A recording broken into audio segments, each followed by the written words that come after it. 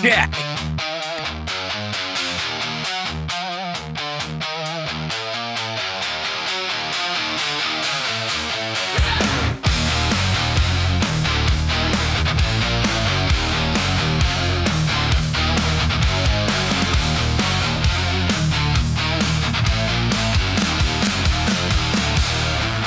I keep a seat where the light won't reach.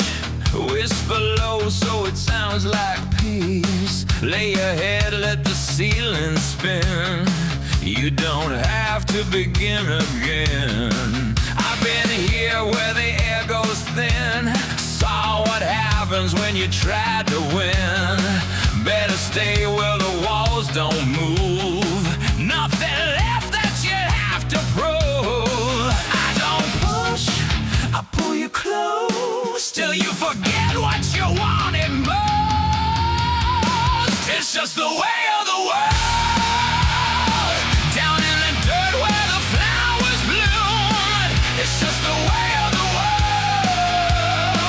You'll feel the power of an empty room. It's just the way of the world. Just wait a moment and we'll start again. You are the enemy of my friend, my friend, my friend, my friend. Take my hand, feel the current slow. I can show you what I know. Every spark only burns you out. Every dream just a longer drought. I don't lie, I just dim the flame. Give your hunger another name. Call it calm, call it letting go. Call it all that you'll never know. If you don't raise, you don't fall apart. That's the safest way to break a heart. It's just the way of the world. Down in the dirt where the flowers bloom. It's just the way of the world. You'll feel the power of an empty room. It's just the way of the world. Just wait a moment and we'll start again.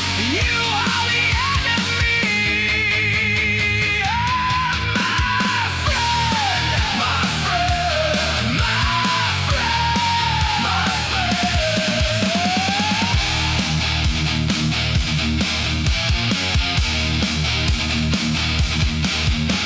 Stay down, stay near, I need you right. Check one. Check two. I think this is working. Hold on. Stay small, I'll know. Oh, yeah. Hit that like, share the show. Here we come.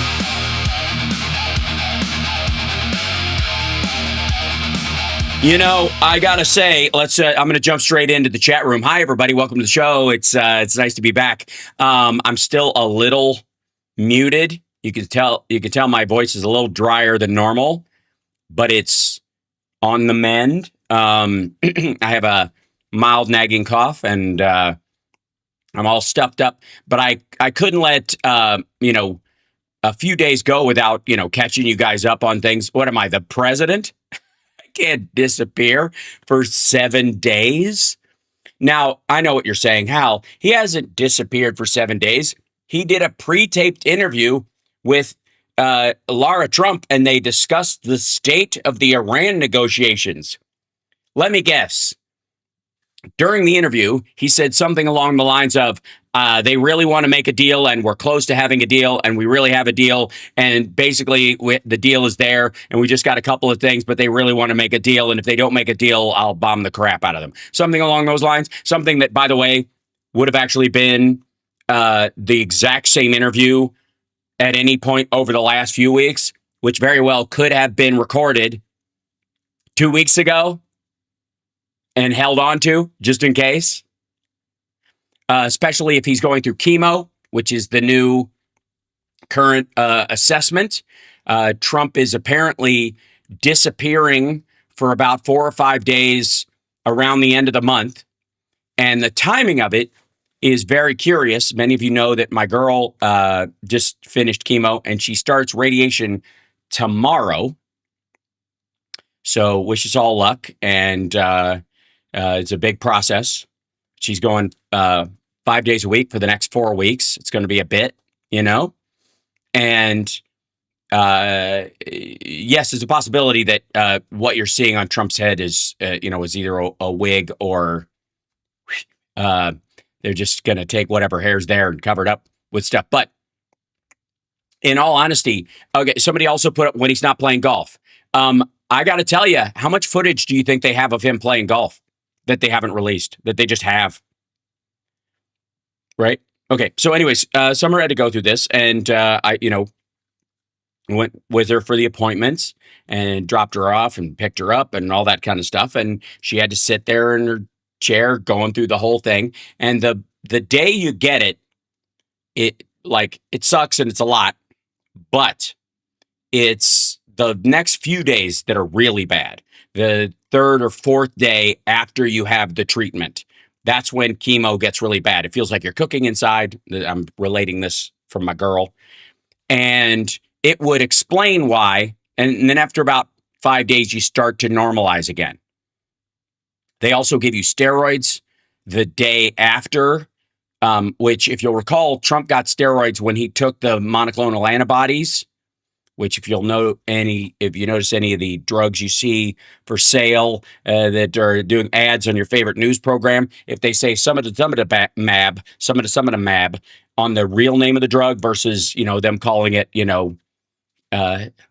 Testicia, make your balls voluminous and wonderful. May also cause your head to explode and your nuts to shrink along with your rectum. In correspondence, that they'll also have the name of the real drug, what it's actually called, not its brand name. If you see an MAB on the end of that, that's a monoclonal antibody. Huh? Okay, so Trump was on those when he got COVID, right? So, in getting the MABs, and by the way, the major is going to be joining us in a few minutes, and then we're hoping Phil can get through. He's okay, but they're under constant attack. So it's hard to say whether he's in his place or whether he's underground or whatever. Because Ukraine, according to Tucker Carlson and his friends, attacked Russia years ago by being Nazis with a Jewish president. Anyways, so we'll get to that. But anyways, Trump is showing all the signs, especially if you're looking at his schedule, of somebody who is receiving regular cancer treatments, specifically chemo. And so it's very possible. And thank you for the super chat. Was that Bonnie? Thank you so much. You're waiting on your Getty Scared My Cat shirt. Oh, okay. It's on my store already. I showed it a long time ago. It's on the Teespring store, I think, or the Twitch store. It's one of the. I forget. My brain is mush right now because I've been under it. But there is a Your Getty Scared My Cat shirt, just for the record. Thank you, Bonnie. And if you send me your size and you're going to be at a show, I will bring you one personally. So. So you can tell over the last little bit that Caroline Leavitt is obviously on maternity leave. So they were, Trump came out at one point, was going to do little press briefings like it was COVID all over again. And then suddenly he couldn't. What was that about? And then it's Bessent, who is very reassuring. It's like Bessent is like Hank Paulson during the last week of Bush 2, when the economy was crashing and he was covered in flop sweat and he was stammering all the time.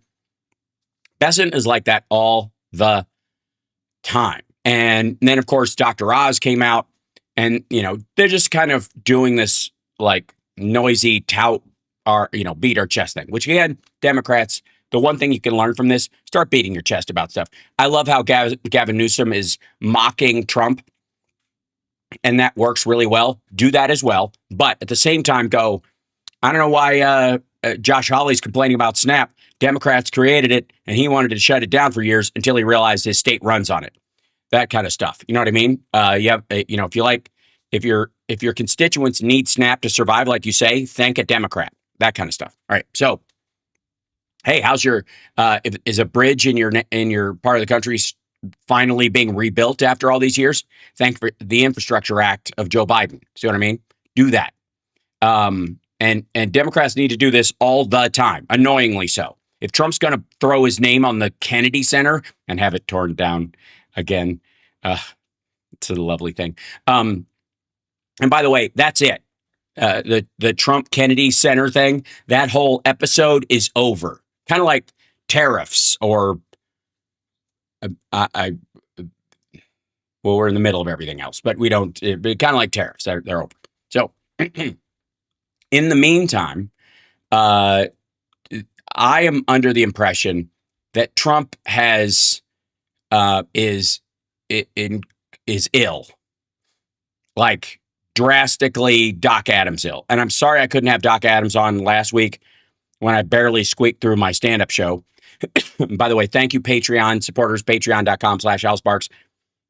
Obviously, in economic times like this, there's a drop everybody sees in support, and I completely understand it. But if you have the means and the wherewithal, it would really help. Obviously, I have not been able to make the donuts as this type of show requires lately. So there's the Venmo and all that kind of stuff, and the stuff I hate to talk about. Anyways, in the meantime, I would love to talk to Doc Adams very soon about that very fact, because his timing and my timing, is a cross of the streams. If you'll notice, he said initially, I think when we had him on, I want to say it was around November, 3 to 5 months. He's not that far off if Trump is on the tail end right now, which he very well may be. I said because of Walter Reed and all the other technological, whatever, the CIA goose juice that they can give you, that they have, this is the stuff that we're working on the superhuman. Oh, excellent. Doc Adams is going to be on the Friday afternoon show. Excellent. So we'll cover this then. But I believe, because I want to, that the U.S. government, in correspondence with all the other governments in the world, has been working on some sort of goose juice for everybody, starting off first as a super soldier serum, and then eventually to first the leadership and then in the water supply would be the idea. Let them be the guinea pigs. I'm fine with that. But I have no doubt that with what goose juice they have available, they can keep him afloat for an extra 4 months, which would put him right about a month before the election. And let me tell you something. That's what they're hoping for. Because for Republicans, the only thing I truly believe this. I think the only thing they truly believe could pull them out of this guaranteed loss in the midterms is Trump kicks, and they all go, you got to show up and preserve his legacy and bring the band back together maggot-wise one last time. That they want that the mags go, if you let the Democrats take over, they're going to shut down. They're going to make JD Vance a lame duck, which he would already be. And they're going to, you just have to assume they're going to upend everything, right? They're going to tear him apart. They're going to ruin his legacy. And if you want his legacy to survive, you have to elect Republicans in the House and the Senate. You have to guarantee that so that JD Vance can continue his sainted legacy. That's honest to God. And this isn't just speculation on my point. We've seen it happen. Before the Butler shooting, Alex Jones was saying something kind of politically similar about what if somebody offed Trump or he died, you could get a much more maggoty fill-in. His vice, this before I think JD Vance was even added to the ticket, so I think his hopes were higher. To jump in, there's a couple other very maggoty groups or representatives, senators, governors, whatever, that they were thinking they could jump in there and America would line up behind them like, I don't know, fucking Paxton or who, I don't know who they were talking about at the time, because I think it was all a fantasy, and it still is, because as soon as Trump kicks, MAGA takes its ball and goes home. This is a cult. You're talking like Branch Davidians after Waco. You're talking, you're talking Jonestown acolytes who never liked pineapple to start with. You know what I mean? So, no, Doc Adams is going to be on the show Friday, on the afternoon show. I wasn't even sure I was going to be able to do a show today. And you could tell that the more I talk, the drier my throat gets. I'm trying to preserve it. You know what I need to do? I need to stay in the Alexander method, I must say. And, deepen my voice and relax into it. I've got a lozenge in. Do I have any spray? You bet I do. We're talking about the same thing, right? I don't know. But there is, there's a real reason to believe that he is getting worse, massively, massively worse. And they are doing their best to try and hide that in either, I don't know. So this is a good question for the chat room. Let me know in the chat room, especially if, I could do my Cockney accent, yeah? I'll try to do that, I found last night, or like Friday night rather, that I could speak if I did a bit of an accent. I could do some. Oh, there's the Major. Excellent. So let me bring him in one moment, if I can. And I guess the big question is for the chat room, how in the world would you polish this turd?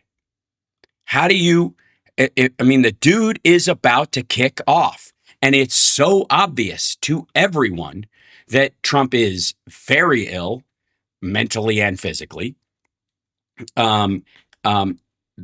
He is in a trap of his own making on multiple fronts.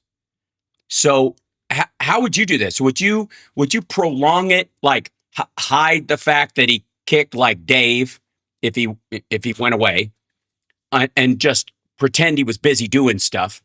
Or would you roll him out immediately and have JD Vance take over, and then they go, we've got to preserve his legacy, so vote for Republicans, otherwise the Democrats will tear down every wonderful thing Trump did, like $5 gasoline. How do you spin this? I'm dead serious. You think as if you were like Stephen Miller level of evil right now. Imagine if you were. How would you polish this turd? All right, I'm going to bring in the Major. He's with us right now, waiting in the wings. Thank you, Major, for joining us this morning. Good to see you, my friend. Man, I just want to apologize. I had to take all the paperwork to the VA this morning, and I had no idea they were going to keep me as long as they did. I completely understand. So, let's see. I'm going to publish these and we go back to here. There you go. I wasn't even sure I was going to be able to do a show this morning because I'm still nursing my voice back to health, and I'm a little under the weather, which brings us to our primary topic. And that Donald Trump has not been seen since the day after his Walter Reed visit last week. And that, except for allegedly this one gaggle on the way to an airplane, which lasted about 8 minutes or something like that, which I've yet to watch. So again, I don't buy it. As many AI videos as I've seen out of the White House, it's hard to say. But he also did this pre-taped interview with Laura Trump, which I will be covering this afternoon, which not only does he look like Chris from Family Guy, more than he ever has. I'm not kidding. I don't buy that that's a fresh interview, because what's new in anything that he says? Most of what he says is muscle memory anyways, right? And then if he said 2 weeks ago, the Iranians want to make a deal, everything's working, things will happen during a ceasefire, but we're right on track and we've got a great deal and it's going to be better than blah, blah, blah. That's what he's been saying. He said that same thing for weeks now, and it's still ongoing. So how would you know this was a new interview? No, So I don't. I think you're spot on, and I'm going to tell you right now, this administration would literally hide him you know, I mean, he could pass away, and they would still hide him as long as they're continuing to push the things that they want to push. You right, know, he has been their useful idiot, and they're going to do everything in their power to continue using him as their useful idiot. yeah, This is a buffoon. What we are seeing with this administration is unlike anything we've ever seen. It's at the point now where it's not just taking back power. We have to take back power, and we have to right the wrongs. We've got to crush some of these jackaloons like Christy Nome and Stephen Miller. You know, these people, they absolutely deserve to be held accountable for their crimes. And the American people have been punished by this administration. And until these people wake up, and it still kills me because I see things. I went to the VA hospital today, and I saw vehicles that had Biden sucks and Trump shit all over them. And it's like, right. when are you people gonna wake up? How stupid do you have to be before you're willing to finally scratch that bullshit off the backs of your windows? Hmm. Donald Trump doesn't give a shit about you. Never has. Never will. You are his useful idiot. You are the reason why he loves the poorly educated. And at the end of the day, this man has done so much damage to our country. He has done Hmm. so much damage to the future of the United States of America. Right now, nobody should ever want to stand side by side with the United States of America with what Donald Trump and them are doing right now to our Afghan interpreters. They're trying to Hmm. snatch them up and send them to Sudan. Donald Trump also was the one who stabbed the Kurds in the back. Nobody will ever want to stand with us in combat ever again because we can't be trusted because of people like Donald Trump, and it's sickening. Yeah. Over the last, few days, especially, um, Trump has, obviously his poll numbers are in the shitter.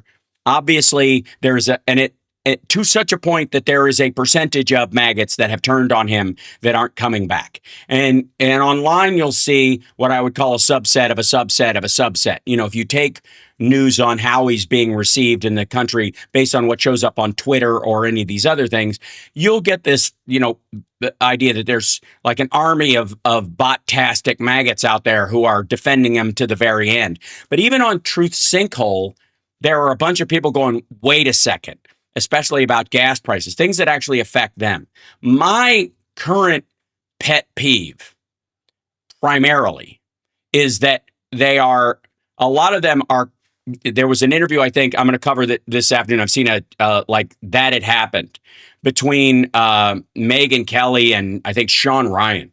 And both of them are just, their minds are boggled by the possible. How could it have been that he turned out to be such a liar and such a fraudster and all this stuff when, and all of them are sort of close to the point of apologizing to their followers for believing it themselves. None of them are apologizing to the Democrats they lied about and vilified and called us Democrats and all that kind of stuff for just trying to tell them that, look, I don't agree with your political stance on a bunch of stuff, but that guy is a rapist. Like at a certain point, they've got to start taking, before I take them seriously, they got to start taking back the stuff they said about Democrats who were honestly, you and I, we're not surprised by this. I don't think anybody in my chat room is shocked by any of this nonsense. And yet they seem like flabbergasted. There's all this pearl clutching. I had no idea he would be, so blazingly full of shit. I'm like, how could you not?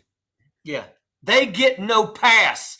That's Right. the thing. Right now, they're trying to save themselves. It's no different than like the Morning Joe folks. Was one of the first ones to bend the knee. Mm-hmm. Look. Let me tell you something. We require honesty and integrity in this country. And we require honesty and integrity in our news media that we don't have and we're not getting because they killed the fairness doctrine back in the damn 70s. We need to bring back the fairness doctrine, and I'm going to try to do just that if I make the Washington, D.C. But I'm going to tell you right now, these people, Megyn Kelly and these people, they are the reasons why we are still in this friggin' swamp right now. They're the Mhm. reasons why. So now that they're all of a sudden acting like, oh, we're starting to wake up and realize, where the hell have you been? You've been Mhm. asleep for years doing nothing but trying to do whatever it does to promote you. Because back then, MAGA was huge, but MAGA is shrinking.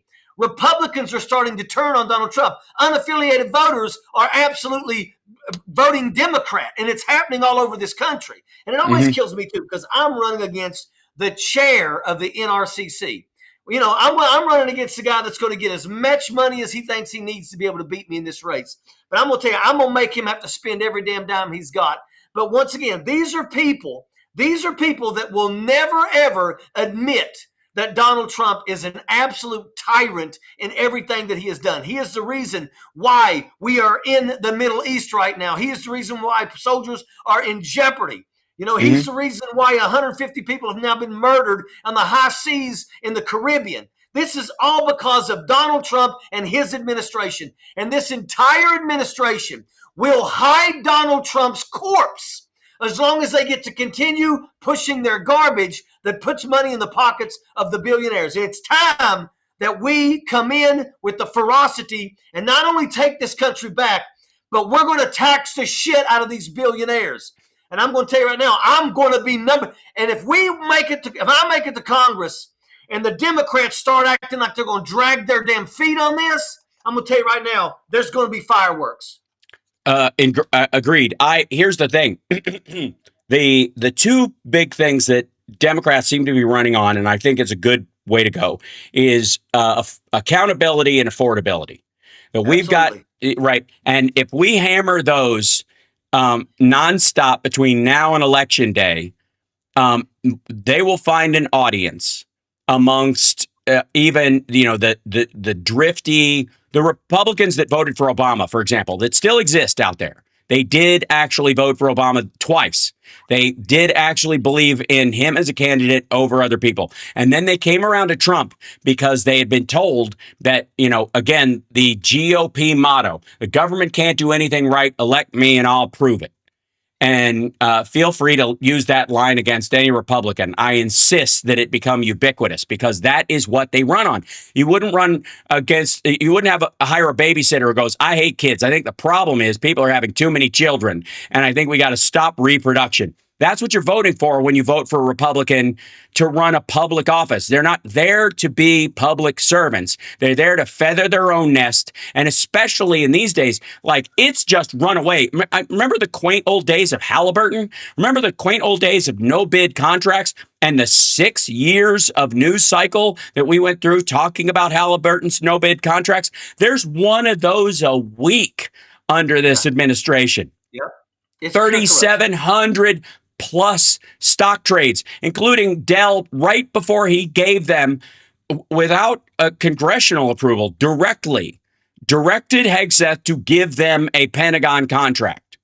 It is as corrupt as it has ever been in the history of this country. Right now, this administration and the billionaire class. This is why my campaign, I'm talking about a 5% wealth tax over $1 billion. 5% wealth tax. You got to understand, too, that will create $4 trillion over the course of 10 years. Look, we are now $39 trillion in debt.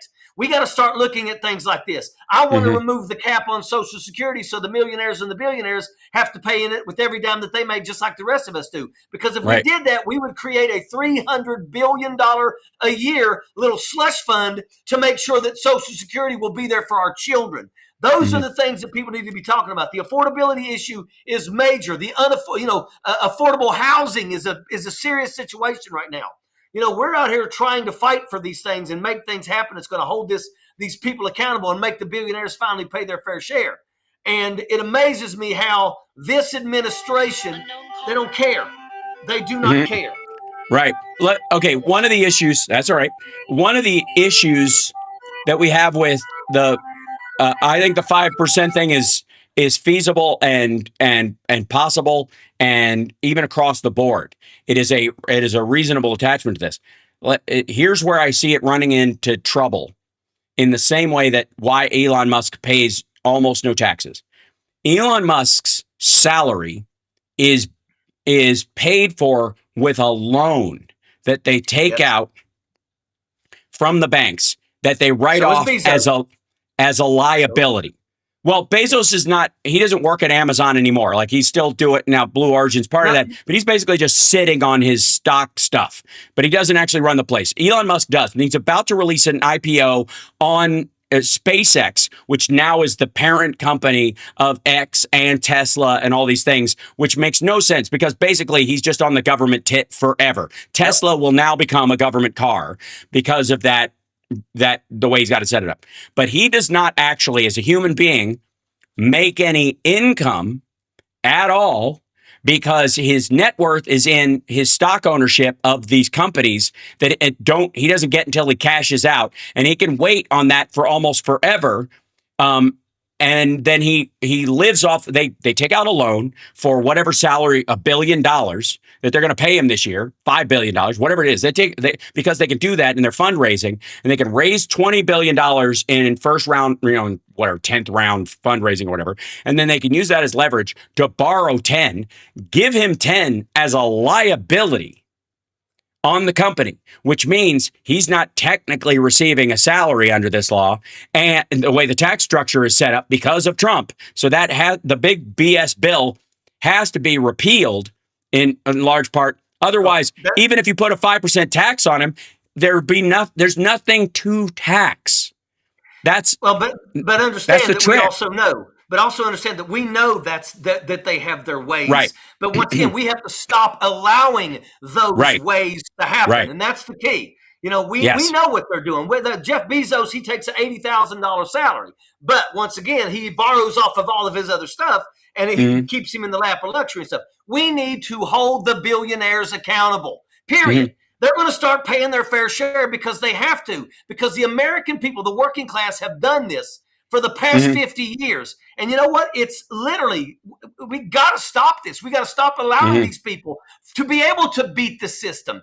We allow them to get away with this shit. We have to, when this administration is done, we have to install countermeasures in place to mitigate all this shit and make it never happen again.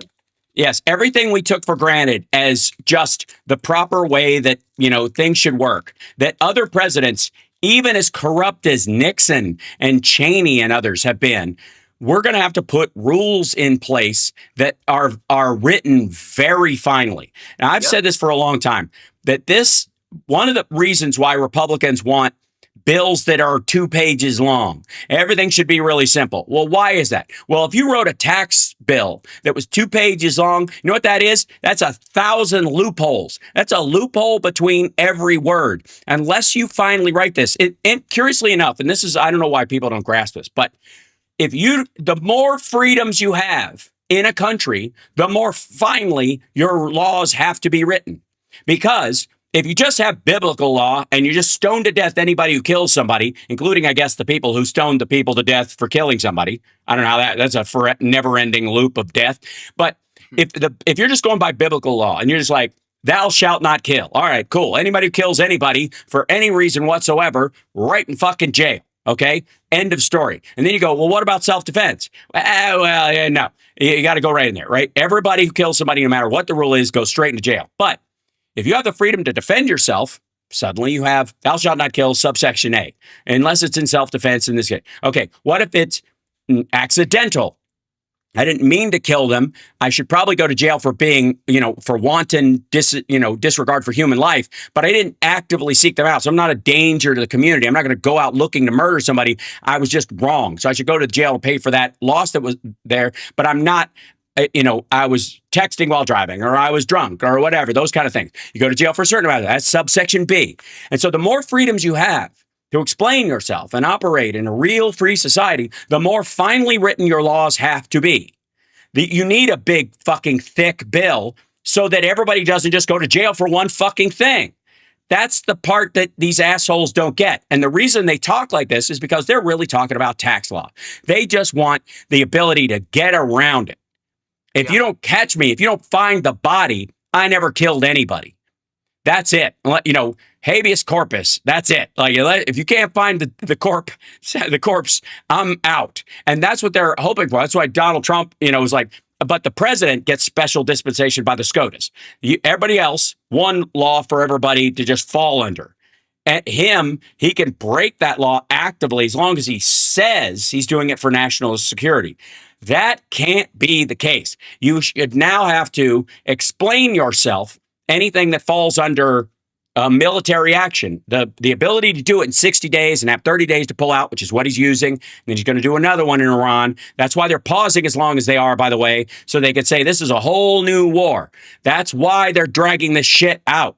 That's why. It's not he's fucking around, blah, blah. They are literally waiting for the 30 days to burn out after he said the law was over, so he could start a brand new, or the war was over, so he can say, well, we were basically withdrawing into a defensive posture. We're not actually doing this anymore. They started a new war because Iran will bomb something during that time, and he can use it. They'll hit us. They'll hit the Kuwaiti airport like they did today. They'll do something like that, right? And then he'll get to start up again. They're using the law as the letter of the law, even though he says he blows right past it. They're using the letter of the law. So the letter of the law must be more finely written. That the president must, if he does declare a war, he's got 60 days. But he must give a closed-door assessment to the security, to the committee in the House and the Senate. They must explain themselves to those folks. They gotta get there has to be some sort of tacit. Even if it's just we in the Congress understand based on the committee stuff that we've been told that we understand the reasoning behind this and the explanation is sound, even if they don't okay the war itself and order pulling it back. So that is mandatory. That it's not if Mike Johnson brings it to the floor, if he breaks but none of that shit. Within 10 days of a declaration, of a military strike, the president has to brief Congress, and Congress has to brief the other representatives who aren't in committee with a reasoning for the extension of this, even if they don't have to vote on it being okay, because we need that place, the 60-day rule in place. Even if you want to leave that there still has to be a non-optional hurdles that we put in place. Otherwise, Trump is the least of it. Trump is exactly Reagan dealing with the Iranians to get Carter out of office. With George H.W. Bush, who was the head of the CIA when Carter was president, and Carter fired him. And what did H.W. Bush do? The RNC put him with Reagan as the real guy, as the Cheney to his Bush, right? And they said, go make a deal with all the guys you've been playing footsie with in Iran to keep those hostages so that we can get Reagan in here, so we can undo all the IG stuff that Carter put in place. Carter was an amazing president. And they actively, the whole oil embargo, part of that, at this point, we just have to assume it was shenanigans caused by Bush 1 under Reagan, specifically as they were leading into the election and after H.W. Bush had been fired, to undermine the Carter presidency, make the public hate him so that they could get Carter in there and get what they wanted. It's like there's no honor anywhere anymore. None. There's no honor. They treat America like renters, man. They're not. Democrats treat America like we have a mortgage in the country. We plan to live here. We plan to stay here. We plan to raise our children here. The Republicans treat them like renters. Like they just fucking move their shit out in the middle of the night, put toothpaste in the poster holes on the wall so they can get their security deposit back, and then it all falls apart after they're already gone. Look at Peter Thiel moving to Argentina. Yeah. I've said this many times. I said this was going to happen. These guys, when they see that America is pretty much, completely engulfed in flames, they're going to run off because they can, and they can afford to go to homes they own all over the planet. And they're going to sit there and they're going to watch the United States burn to the ground. And then they're going to wait for us to start building it up from the ashes. And then they're going to show back up and act like they need to be in charge. Yeah. I'm just saying that, we've got to hold billionaires accountable. And there's got to be a way to hold billionaires accountable. Stop allowing them to get away with the things that they're doing. Stop allowing them to do the damage that they're doing to this country. And I'm going to tell you, the corruption that we see is just, I live in North Carolina, and I love North Carolina. North Carolina's got some issues, but I love North Carolina. But I lived in West Virginia. Data centers are starting to pop up, and the average citizen should not have to carry that money that it's going to take to expand your local energy companies, to the land, the water consumption. The American people are going to get screwed over because of this right here. And I'm going to tell you right now, you want to know what real corruption looks like? Who's the first person in West Virginia that the data centers hired? The fucking Speaker of the House in West Virginia. Do you think that asshole's going to be out there fighting for the people, or is he going to be fighting for the data centers that's putting money in his pocket? The blatant corruption that we see right now across this country.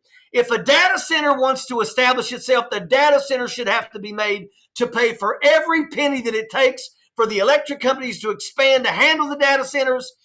The building of the data centers, everything should come out of the pockets of the data centers, not the American people. But what we are seeing right now, which is what we see with the billionaire class, is the data centers, is they're going to stack the deck to make sure that the people that make the laws in this country are in their pockets. And we're going to sit and let this shit just happen. It's bullshit. Well, couple of things. All data centers are not created equal. I've been talking about this for a little bit. And part of what is happening right now is that there is an active pushback again, this is why they're not calling them AI centers, because by and large, they are not AI related. The data centers that we're talking about, especially now, especially when they come from Meta, for example, are cloud service facilities that they are moving back to the United States because of the inability to get the chips necessary to run those server farms just for all the fucking Facebook pages and all that kind of shit back in the United States, because we can't sell it to China and we can't sell it to India and a couple other countries. So you can't have them where you used to have them. It used to be all your Facebook data used to be stored in Eastern China.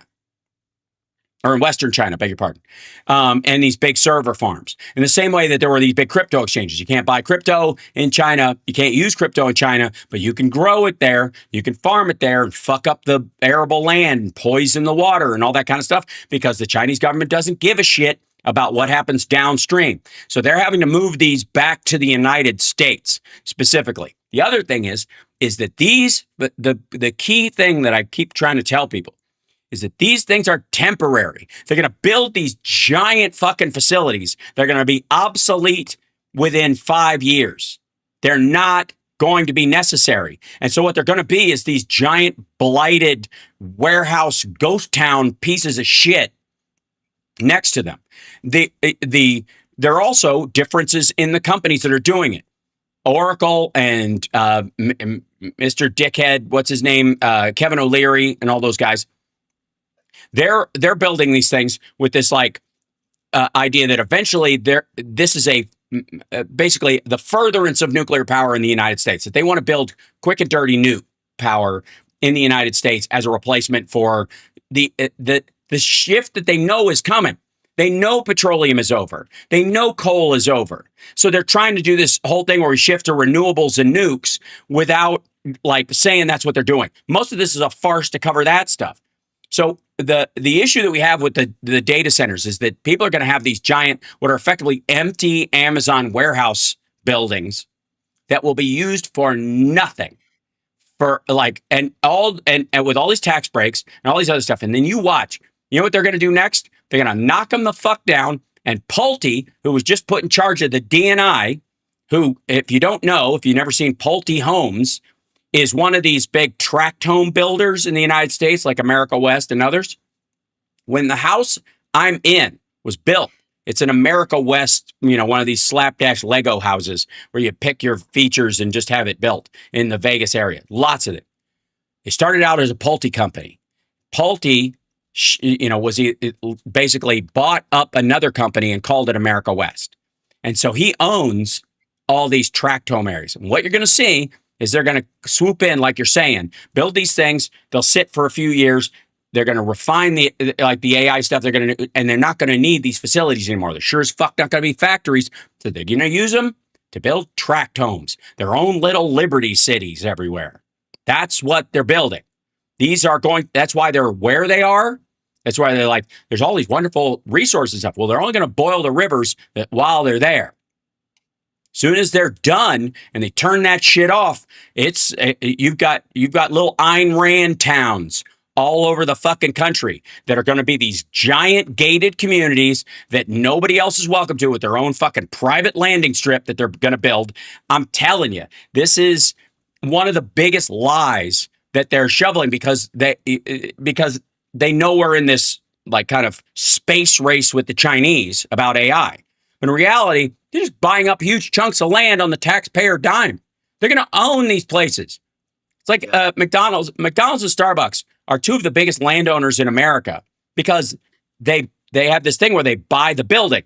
They rent it at first, and then they buy the property. And if it's in a building, they ultimately sometimes they buy the whole goddamn building.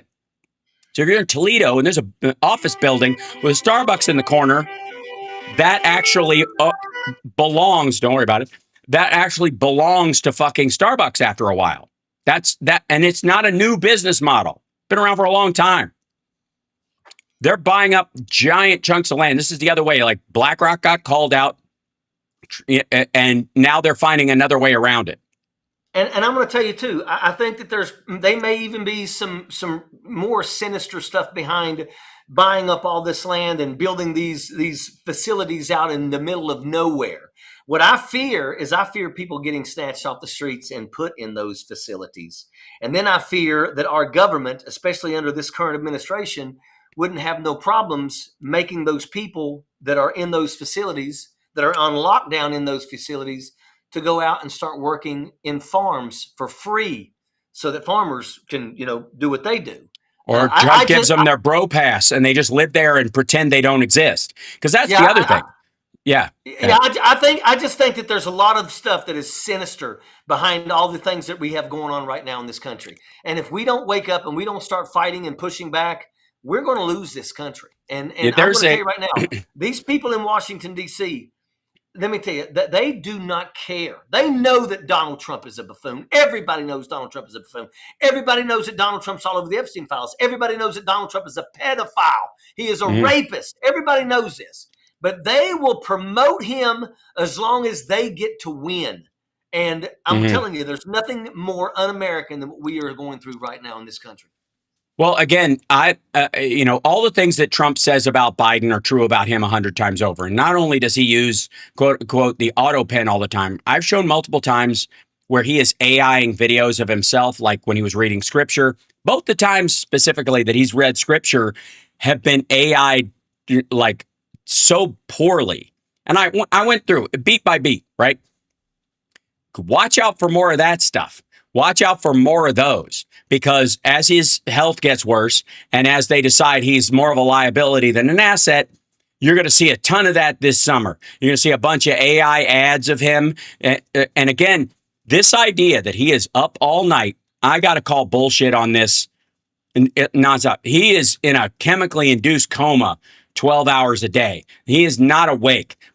Leslie Harp or whatever her name is, and the Scavino and whoever else is now in the tweet brigade goes through his day when he's got his 2 hours during the day where he's lucid. They give him one pre-taped interview that he does for about a half an hour while he's awake. They jack him up on steroids for it, and then I'm calling it. And he does that, and then they go through a bunch of shit. And then they post nonstop all day long on his behalf while he's getting treatment or he's hiding away. And so again, that's why he grips the steps, because he knows he's going to fall. It's why he, only has, I said he was going to have a 4-hour window. It's now 2. They're not even trying anymore. He's got a 2-hour window where he can talk or do something. And then the rest of it's all executive time or policy meetings, which he's not at or he's asleep during. The reality is, yeah, go ahead. No, they will use AI to continue promoting him. Even if he is in a coffin, they will hide this. It's. Well, he's also supposedly the big test will be, he is now going to do his own America 250 Freedom Festy blah, blah, blah, where he's going to come out and do a rally, which will be brutally painful to watch. He is. I guarantee right now that if anything, if they're working on anything, they're working on that speech. I've told this story a few times, but when Reagan gave his final speech at the RNC for Bush when he was running for re-election against Clinton, Reagan was already in primary dementia in his first year of his second term because he'd been shot. The stress, he was always going to have dementia, but it shaved like 10 years out of his life and brought the end faster. That's what it does. It takes 10 years out of the middle. It doesn't take the last 10. You don't kick off early. You decay earlier. And so when Reagan was giving that speech, he worked on it and worked on it and worked on it. The doctor said it took a year off his life prepping for that speech. And he kept going, well, okay, when people would applaud because he was afraid he would get off target, he would get off the script and never get back. He was terrified. Trump is very much in that same place. He's just got more of a bravado about himself, and he has no illusion that he has to sound coherent. He can talk about whatever the fuck he wants because he believes his followers will do this. That's the big problem with the administration, with the people around him. Like, oh shit, if he thinks he can just ramble off about fucking, male weightlifters and women competition and go, and that's gonna make people forget about $5 fucking gasoline. We're in deep shit right before the midterms. That's what they're focused on. So, they're going to give him this like Wikipedia thing to read where he's, it's one of those things where he goes, most people don't know Lincoln was a Republican. Like everybody knows Lincoln was a Republican dipshit. They also know that the Republicans and the Democrats changed teams in the 60s because the Dixiecrats became the modern Republicans. That's what happens. That's the part Dinesh D'Souza always leaves out.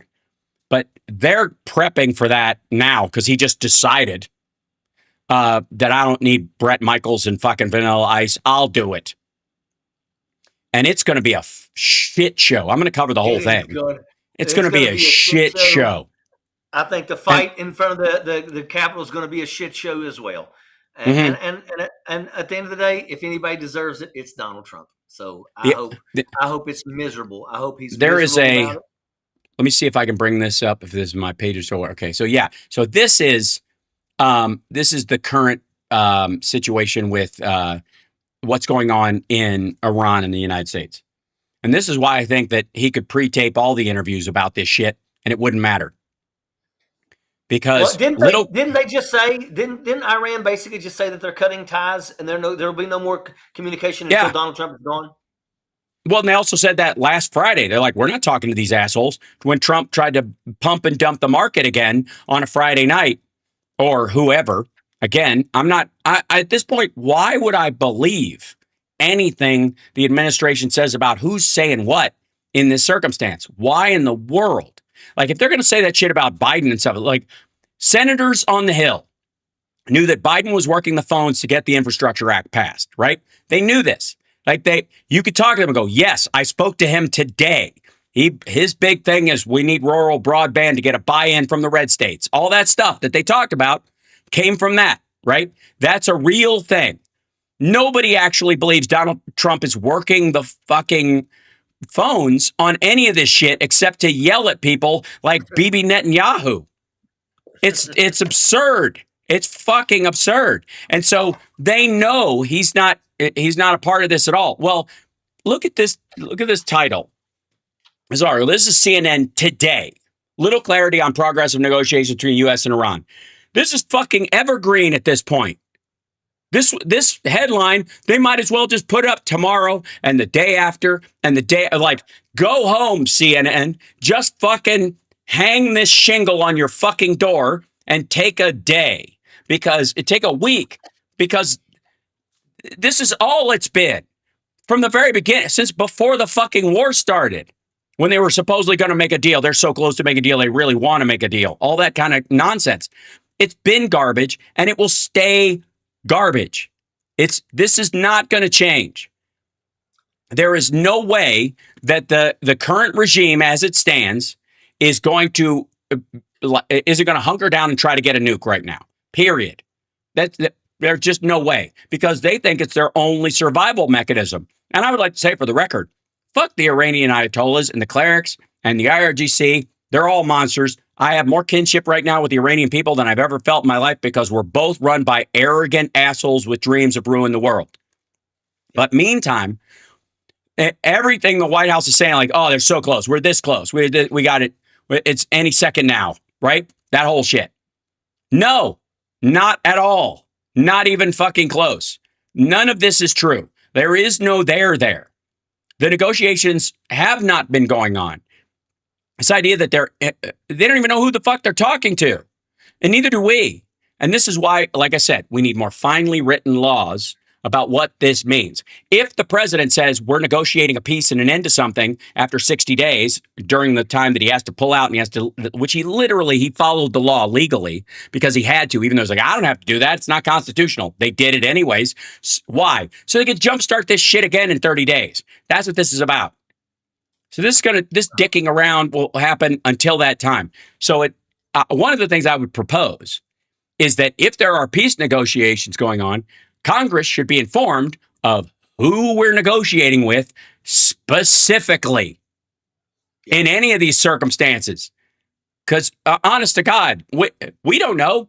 And every time they say, well, it's this person or this person, the prime minister or the head of their Senate effectively, who was on the negotiating team, was the lead negotiator, came out and said, yeah, we're not talking to him ever again. This is all bullshit. We don't trust him. And the key one was, I think at the end of it, I'll see if I can find this, but the key line for me was the winner of a negotiation is the one who is most prepped for war the day after it's signed.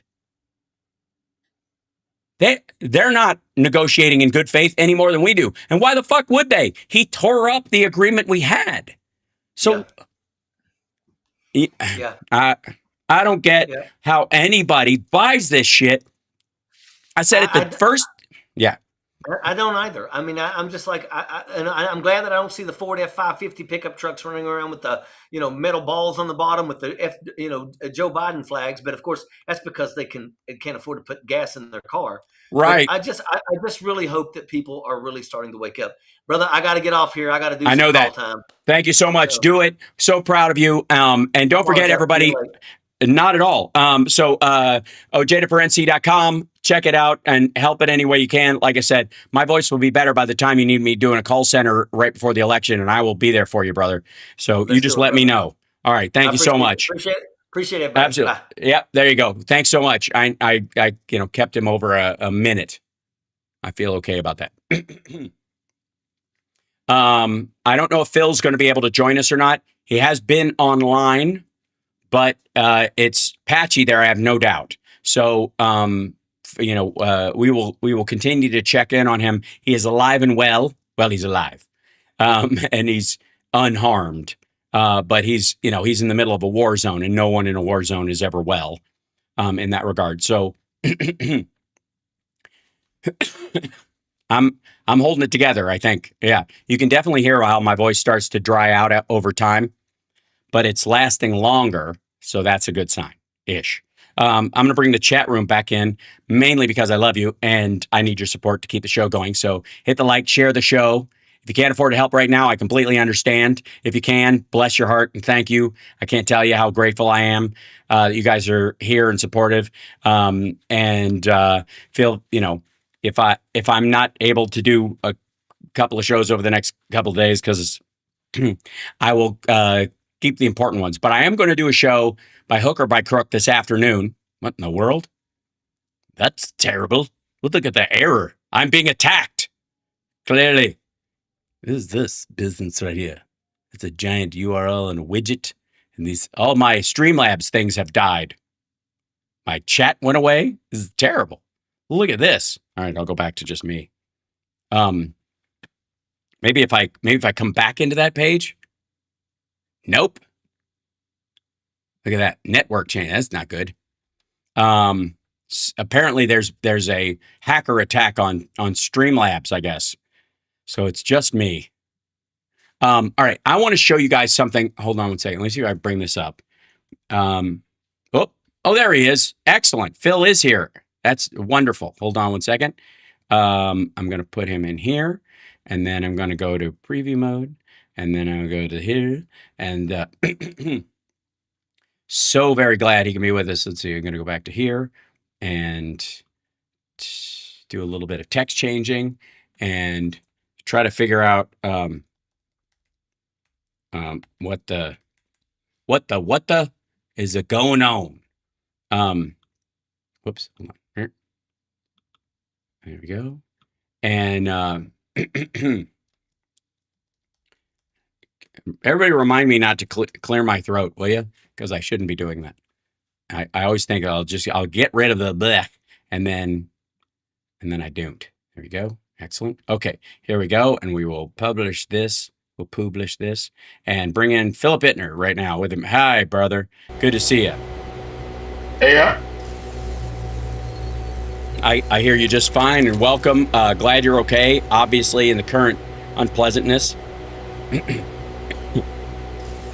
Tell us about your evening. Last night wasn't so bad. Monday into Tuesday wasn't great. That was pretty loud. But you know, that's what they're gonna do. They're gonna do because they're losing and they know it and they're desperate and right.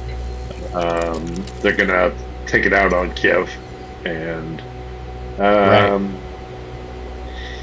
So you know, I mean, we've already spoken about this a couple of times. You know, we're gonna suffer. This summer is gonna be a lot of attacks. A lot of, I suspect a lot of intermediate missile attacks. I'm anticipating drone attacks. Monday into Tuesday, there was a moment where, there was a Shaheed right over my house, so I could hear it. Because they have a very distinctive sound.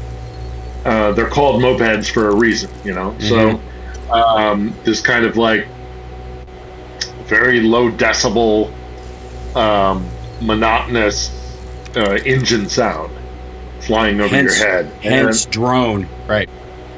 Yeah, The drone note. So they're gonna keep doing this. Because they're losing, they're clearly losing, and I think we're going to get to a point pretty soon where the perception is going to be inescapable that Russia has lost this war. So, yeah, are you hearing some like some sibilance, some like a hum or a? Is that on my side or your side? No, is that gone now? It should be gone now. Sorry, I saw a something. Okay. But, it seems to be gone. Okay, yeah. There was some sort of weird feedbacky thing going on, and I muted one other channel to see if that did it. So hopefully it will.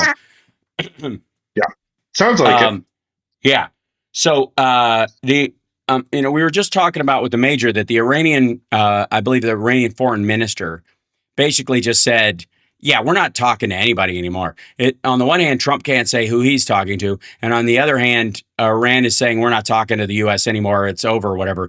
This sounds an awful lot like the way Putin talks about Ukraine as well, where the Ukrainians are like, "Look, we're willing to, come to the table about a lot of these things." And the Russians are like, "Yeah, we are too, as long as you agree to give us parts of the country we haven't won in war yet, because we can't. And even if we want them, we can't hold them." Right?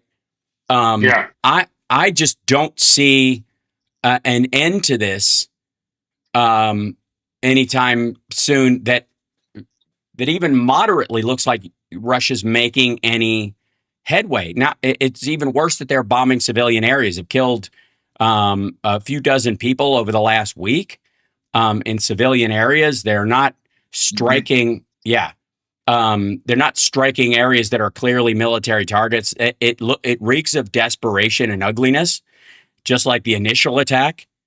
So the question is where do we end up, uh, I don't know where the tap out comes from.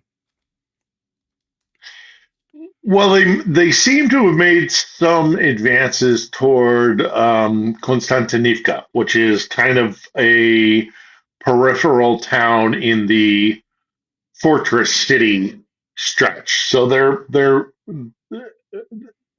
Hmm. they're kind of trying to make hay out of that. The Russians are, Hmm. and those the people who support Russia are. But it seems as though that's been repelled. The Ukrainians are definitely um, getting within range and using new weaponry to attack their supply routes. Uh, Not just the Crimea, of course, which is essential, but also they're starting to stretch back further into their support lines. And a lot of Ukrainian leaders, including Zelensky, but a lot of military leaders are saying we have about a 6 month window to press our advantage.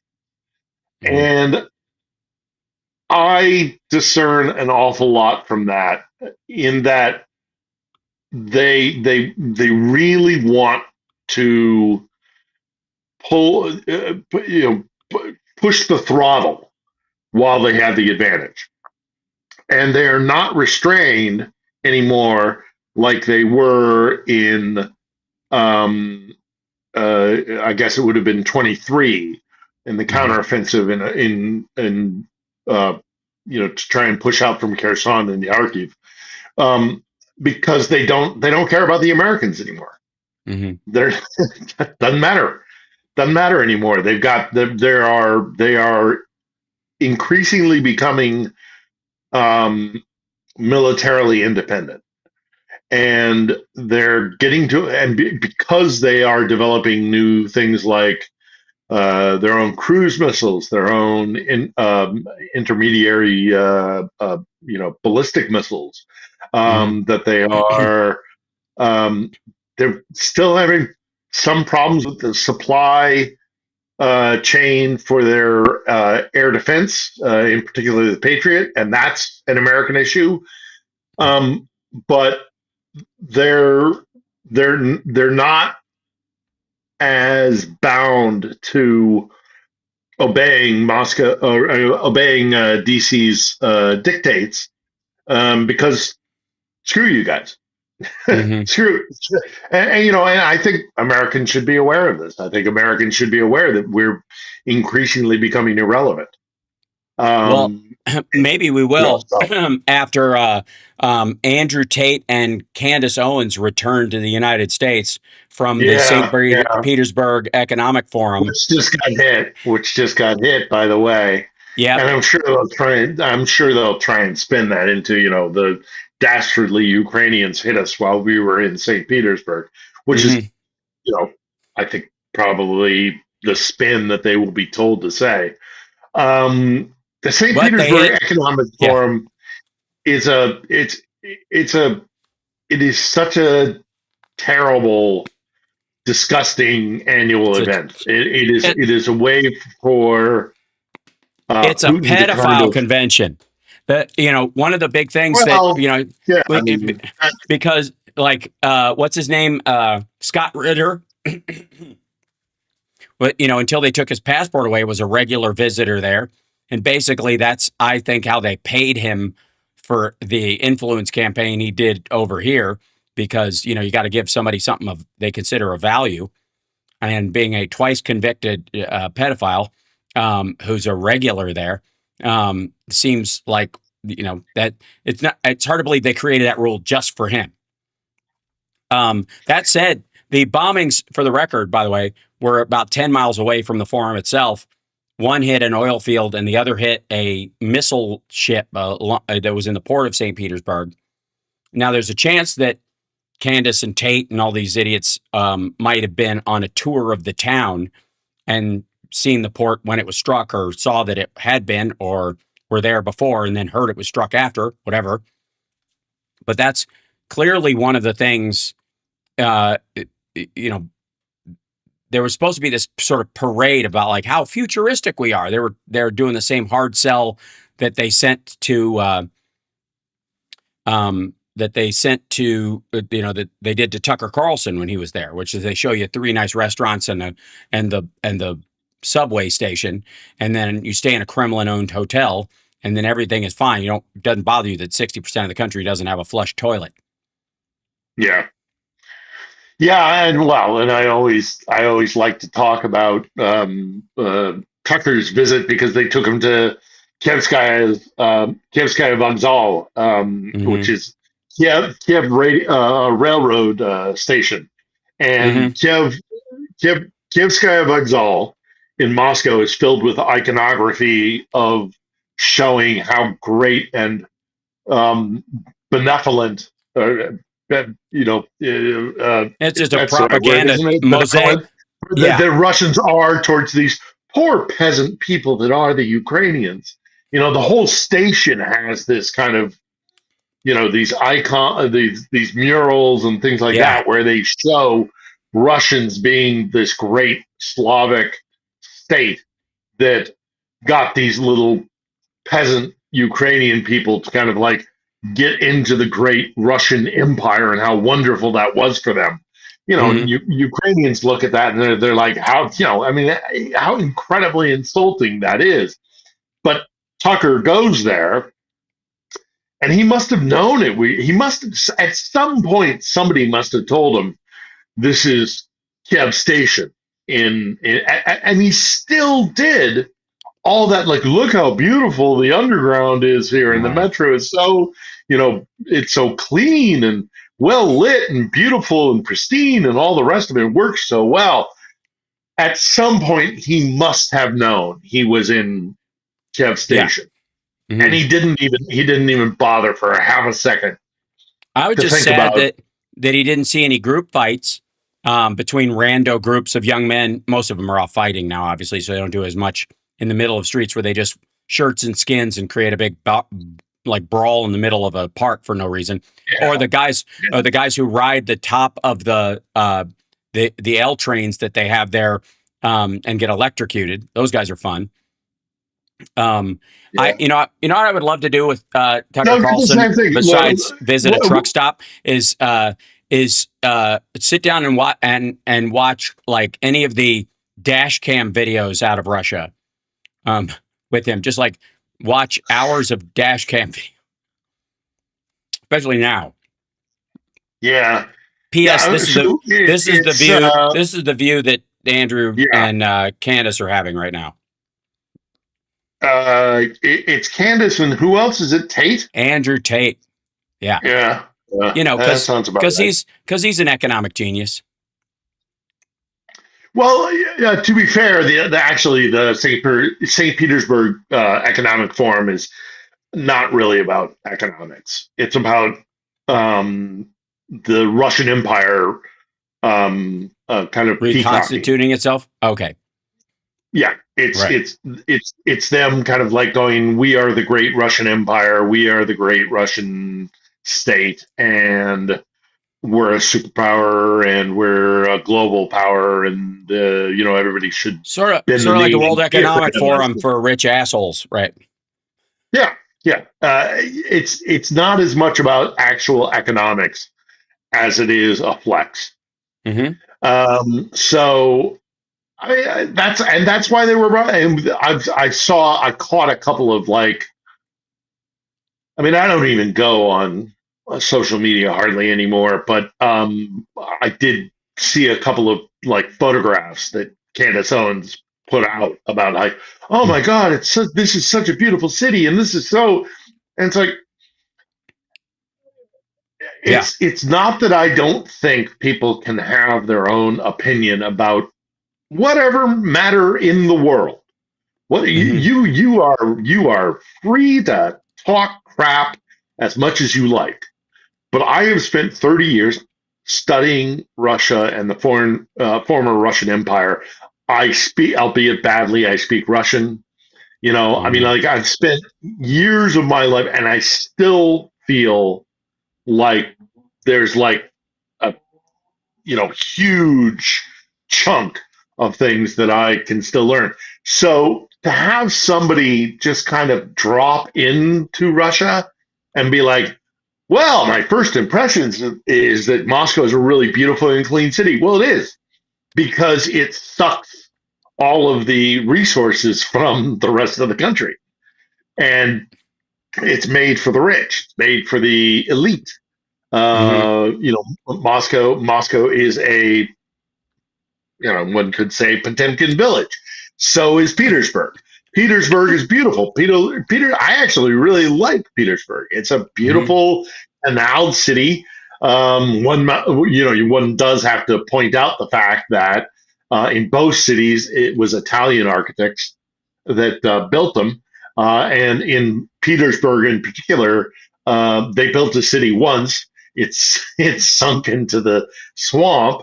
10,000 people were killed.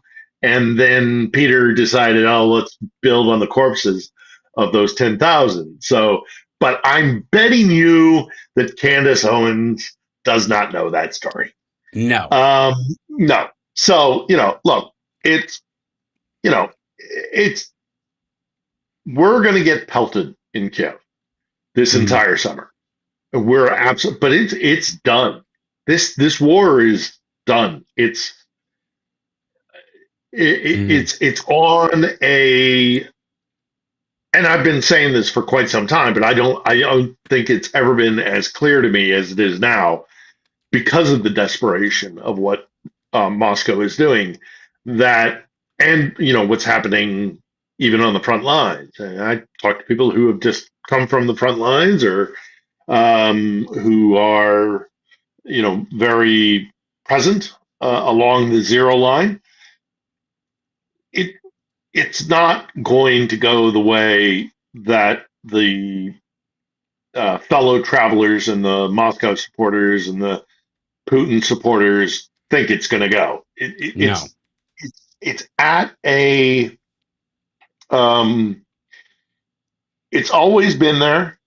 It's it's just now it's getting to the point where it's becoming increasingly evident to everybody, and I think we get to a point where it is inescapable that Russia is coming out of this war worse than it came into it.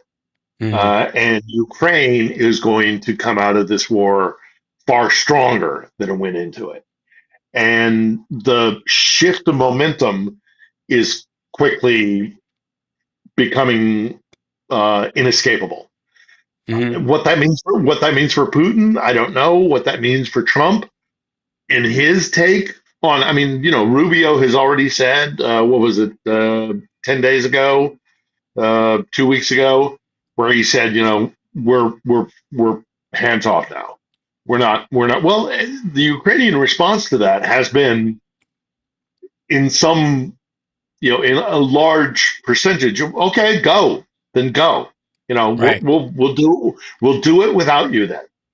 Mm-hmm. Um, uh, but I'm hesitant to be. I wouldn't want to put words in their mouth, because of course this is their war, and I've always respected the fact that I'm an observer, I'm not a participant, and so whatever the Ukrainians say, I tend to kind of, Right. I if they, I'll give them agency. Mm-hmm. And they have said that we need to push the advantage, and that's what their intent is.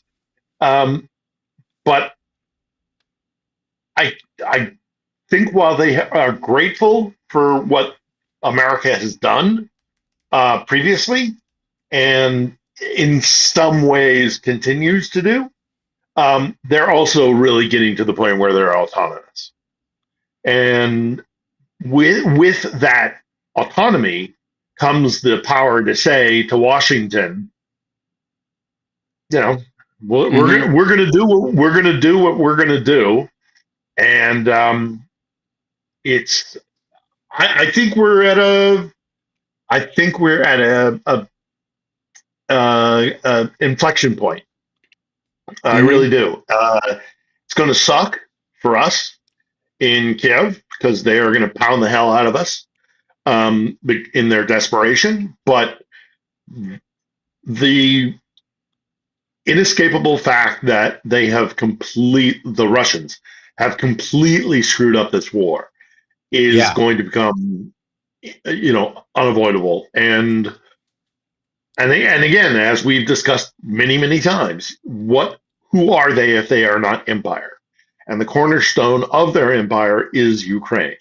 And Right. so, if the realization that even the Russians themselves will have to recognize that there's no win here for them Right. is going to be earth shattering to them. It Right. is going to change It's their like whole it's like sense of self. bombing. It's like bombing Mecca or Medina for the Iranians. Yeah. Because you just can't. It's off the table. That's why they, by the way, have been back to threatening Europe. Um, Yeah. I would like to point out, if I may, that Donald Trump did an interview with Lara Trump over the weekend, or allegedly did, and he. Oh, sorry, that's Chris from Family Guy. I would like to say, for the record, we have now reached like full meme. He is Trump has become Chris from Family Guy. He is literally the dude at this point. But in this, he sort of there was very little that I know of that they spoke about Ukraine. He's just kind of he's over it in the same way that he's over the Iran war at this point. It seems like he just doesn't care about. I mean, not just about like not supporting the Ukrainians against the Russians, but he's kind of given up on American forces around Iran at this point. Just like, I don't know, if we get hit, we get hit. Shit happens. It's war, So I do think there's a consistency here, whether we like to admit it or not, that Donald Trump he gets bored very easily unless he can bully something into existence.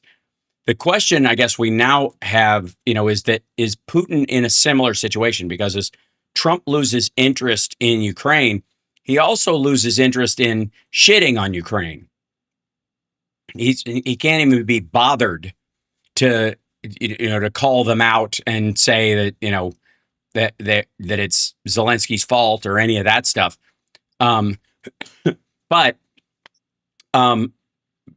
like Putin, I guess he gave a speech, or he's going to give a speech at the economic forum at this Friday or some shit, allegedly. Yeah, he normally does. Yeah, Last day of the forum, he normally right. does this. And I have no doubt we'll see Andrew Tate and Candace Owens sitting at his table like Jill Stein and Mike Flynn. Yeah. The question, I guess, that everybody has for you is like, they're worried about your safety. This is what the chat room is constantly talking about, and I completely understand this. And granted, you have taken on this mantle, and you are soldiering through it in that regard. Are you able to do new episodes of On the Edge while this stuff is going on? While the heavy bombing, do you have one coming out this weekend? Or you have one planned? Yeah. Okay. Yeah, we do. It's already in the can. It's with a guy he's a Marine, a U.S. Marine who's helping with the drone program here. So it's already in the can. We're editing it now. And I have a scheduled interview for Monday, so then we'll have an episode for the following. Yeah, no, we're our biggest hurdle On the Edge has been recovering from the winter attacks and the damage that was done, the damage that was done to the electrical grid. Now, having said that, anything is possible. If my apartment gets hit, then I will move to the studio. If the studio gets hit, I will move to the over to your apartment. place. Right. Look, or find a new place. Yeah, sure. I mean, I live very, very downtown, and we the anti-air capacity in the very, very center of town, because this is also where like the The capital is. well, it's where the presidential palace is. It's where the parliament is. It's where the headquarters for the intelligence Mm-hmm. for kind of Ukrainian intelligence. That's located here. I have a friend that lives very close to that headquarters, the SBU, the Security Bureau of Ukraine. Right. Not a direct translation, but um, and we're gonna get hit. It's just it's just the way it is. Mm-hmm. Um, so it's part of being in a war zone, and Mm-hmm. it's I don't know what to say. I mean, I appreciate the concern, but I've been I made the decision to be here. I know the full threat and the risk to myself that it entails, but um, it's more important that we have representation coming Mm-hmm. from Ukraine and Kiev than the risk to my personal safety. I mean, I firmly believe that. Mm-hmm. This this is a look, this is a war that is the frontline kinetic part of a global conflict that's happening, that's going to change the course of human history. Mm-hmm. And this is the tippy, sharp point of the spear. This is the Mm-hmm. kinetic part of it. But Right. don't make any mistake about it. The Russians are inside our body politic in the West. Mm-hmm. They are. There is a global oligarchic, autocratic movement that wants to destroy the ideals of the Age of Enlightenment, and that is what birthed us as a nation. The idea, writing down into law that human rights and liberty and uh, self determination and everything that we stand for in Mm-hmm. the American Revolution. And it is I'm preaching to the converted. I know you and I stand. One of the reasons you and I work together, buddy. Yeah. Yeah, join or die. Mm-hmm. One of the reasons I gravitated to you, and the reason why I continue to, take time out on a Wednesday or a Saturday night to talk to you about this, is because you and I, we both believe in the same thing. We are Yep. America is a revolution, and it's a project, and it's not. It's far from done, and Mm-hmm. it's complicated, and it's messy, and it's hard. But Mm-hmm.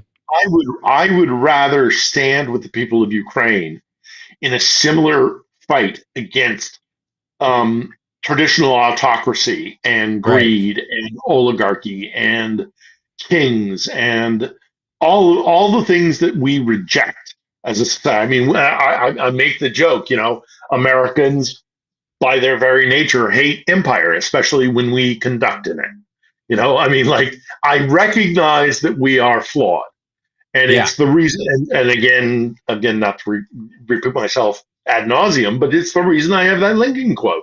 Mm-hmm. We're not perfect. We're flawed. We have always had MAGA, and we can whittle it away, and hopefully we can get to a place where you put it in the rear view mirror. But our entire history, we've had MAGA, and you can Yeah. call them the So. KKK, you can call them the Confederacy, you can call Mm-hmm. them the nativists, you can call them whatever you want, but it's the guys that only give lip service to the ideals of the Well, Constitution, but really who only desire power, and for the that we record, always have to fight yeah. against. For the record, democracy, the act of creating democracy, is a recognition that we are flawed. It is dictatorships, oligarchies, and monarchies that operate under the illusion that there are individuals among us, whether they be the chairman of the Communist Party or or a royal family, that there are flawless people that will make flawless decisions for us. everybody's flawed. There are no magic families, and that we should all take a part in not only in our right to self-determination, but our responsibilities under self-determination. One of the things that I push back on all the time when we talk about rights in our country, which is, I believe in our inalienable rights that exist under the Constitution, but the responsibilities that go along with it to act in your highest order, to not violate those things or just allow corruption to go because, fuck it, it's out of our hands. It's the monarchy. You know, it's Chinatown, Jake. Which is what we seem to be doing with Trump, because we're treating him like they did King George, or like they do Vladimir Putin, or they do Xi Jinping, or or MBS. They just go, well, fuck it, we're not in charge. The oligarchy runs things. No, they fucking don't, unless we let them. Unless we believe what they say about democracy, that it doesn't matter and our vote doesn't have an impact, because it absolutely does, or they wouldn't be trying to take it away. Meanwhile, if I may, Candace Owens was interviewed on Russian sanctioned, by the way, U.S. Oh my sanctioned. God! Persona от латинского persone. Latinska. What? A person from the Latin-speaking world, from Latin. The West, what the some hell? shit. Yeah, it's the West. They're basically meaning the West. So she's a person from the West. She's living her best. She's living her best life. Being, oh my yeah, God. It's fucking embarrassing. So I would like to say to all the, she really cares about Charlie Kirk and America first. No, she fucking well doesn't. Because she did a whole thing on, oh my God, the church is over here. Like I'll show you the pictures, like, oh my God, the iconography and all that kind of stuff. You know, Ukraine has places like that too, and Russia's been bombing them. So A, eat shit. B, just because you wear the symbol doesn't mean you live up to it. And in many ways, you will find that the people that have the most symbology around them are the people who least live up to the meaning of that symbol. Look at Donald Trump molesting every American flag he sees, right? This motherfucker doesn't care about the United States. He's enriching himself and his own family on the back of the taxpayer because he's always viewed us as suckers and losers, just like people dumb enough to join the military in his estimation. The same thing is true of the Russian Orthodox Church. Sorry, what Christian behavior do you see out of not just Vladimir Putin and the Kremlin, who are all, by the way, straight up eugenicists, Darwinistic eugenicists. They are. If you want to talk about white supremacy, the Russian leadership fits well into that, and only finds bizarre fellow travelers in, like, Arab supremacists in the MBS crowd, the rich ones, right? We're lighter skinned and richer than everybody else, or the Han Chinese that run the CCP right now, who are Han supremacists. Which I don't know why everybody in the United States doesn't understand that. It's bizarre to me that they think that somehow white supremacy is unique to the United States when we have it. But the fact that she's walking around going, oh my God, look how pretty, about these places, and not recognizing. I wonder if she is aware that the patriarch of the Russian Orthodox Church is a KGB agent. Yes, right. and her rich, Oxford-educated British aristocrat prince that she, married, and that whole relationship is, yeah. Well, and again, this reeks of the same Tucker Carlson horseshit. It does seem weird to me that in the middle of like this bringing her over there specifically to be interviewed on state TV and to march her around and have her do the Tucker Carlson after bringing Tucker over there is sort of a bizarre middle finger to Donald Trump in the middle of this. It might be the other reason why Trump is ignoring Putin and the entire battle right now, is because if he brings it up, he has to bring up the fact that they're treating her like a fucking celebrity, and she's turned on him the same way Tucker has. Like, they're bringing over all the people that have turned on Trump and, called him out.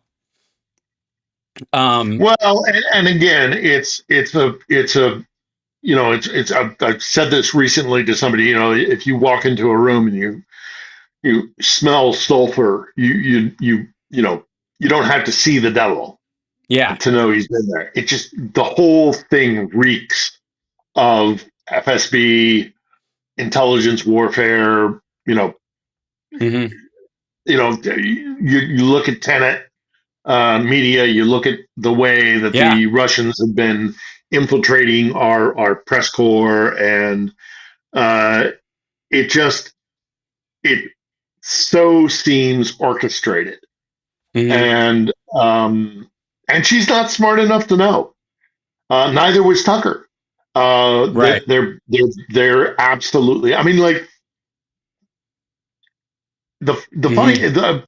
well, 2 episodes ago we had a guy on the edge who is a fundraiser, and he delivers aid to eastern Ukraine, and he's also a former pastor, Hmm. and he spoke to people who had escaped from occupied Ukraine, where Russians, one of the first things they do is actually try and find non-Russian Orthodox, particularly evangelical Protestant Hmm. groups, and they destroy their churches. They arrest their leadership. They arrest even the clergy, even the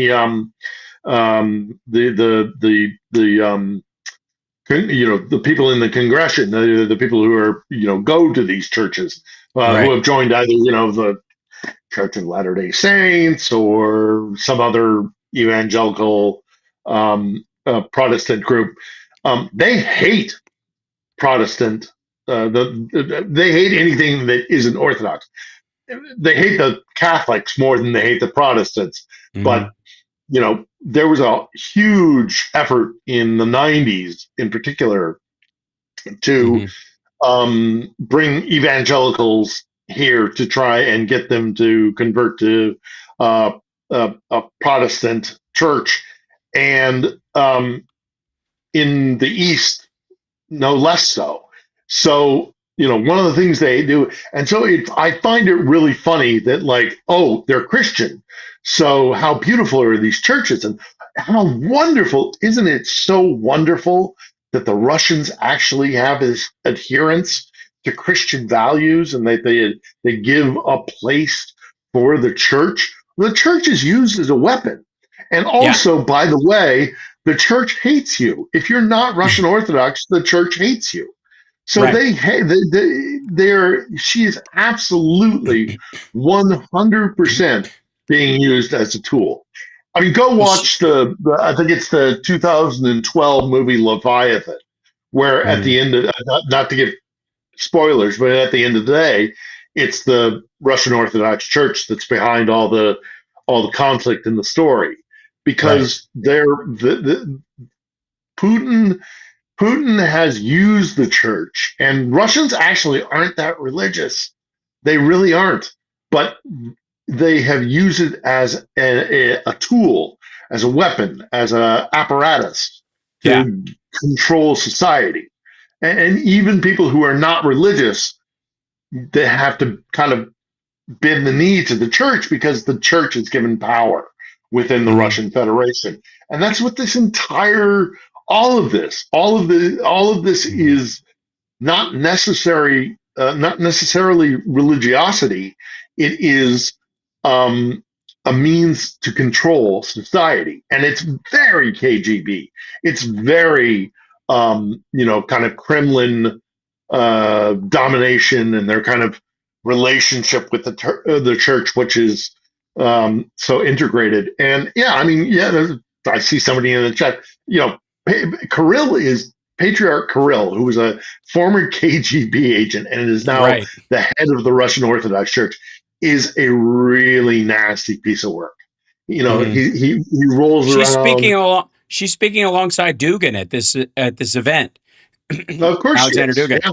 Right. Uh-huh. Sure. And she was to remind everybody, she was very quick to defend the tenant media crowd whose visa into the United States was revoked under Biden. She's Canadian, and then magically got turned back on under Trump. She's back in Nashville, which is apparently where Candace Owens also lives.